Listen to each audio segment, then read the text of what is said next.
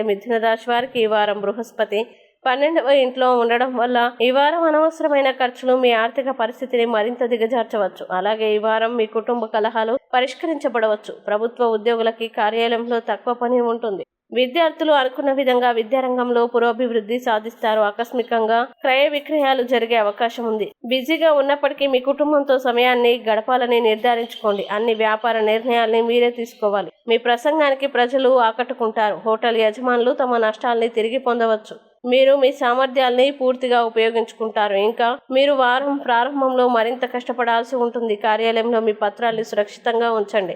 మీరు యోగా మరియు వ్యాయామానికి సమయం కేటాయించాలి. ప్రత్యర్థులు మీ ముందు ఓడిపోతారు. మితిమీరిన ఉత్సాహంతో మీరు తప్పులు చేయవచ్చు. కాలుష్య ప్రదేశాలకు వెళ్లడం మానుకోండి. ఎవరి ఒత్తిడి మరియు ప్రభావానికి లోను కాకుండా ఉండండి. విద్యార్థులు తమ చదువుల సమయంలో కొంచెం అశాంతితో ఉంటారు. వ్యవసాయ పనులకు చాలా డబ్బు వెచ్చించాల్సి వస్తుంది. ఇక మిథున రాశి వారు ఈ వారం చేయాల్సిన పరిహారాలను గనక చూసినట్లయితే ప్రతిరోజు 41 సార్లు ఓం బుద్ధాయ నమః అని జపించండి. అలాగే ఈ వారం మిథున రాశి వారికి అనుకూల తేదీలు గనక చూసినట్లయితే వీరికి 20, 22 తేదీలు చాలా మంచి రోజులు. ఈ తేదీల్లో ఏ పని ప్రారంభించినా సరే మంచిది.